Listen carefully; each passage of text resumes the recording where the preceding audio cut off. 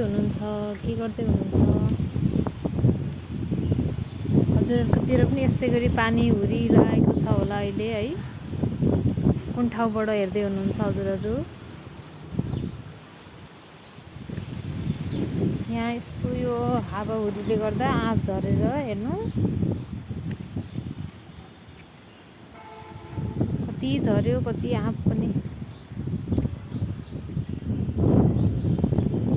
न यो आँपको अचार राख्न मिल्ने, न मुरब्बा खान मिल्ने।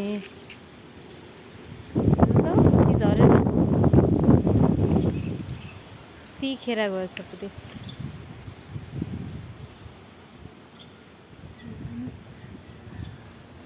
न त झाडु लगाएर एक ठाउँमा राखेर जलाउँ भनेर जल्छ कि ओहो नि।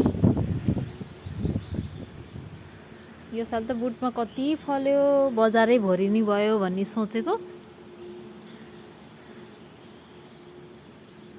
यसरी झरेर के गर्न मिल्छ होला यो आँपलाई? हजुरहरूकोतिर पनि यस्तै भइरहेको छ कि के भइरहेछ बताउनु है मलाई कमेन्टमा।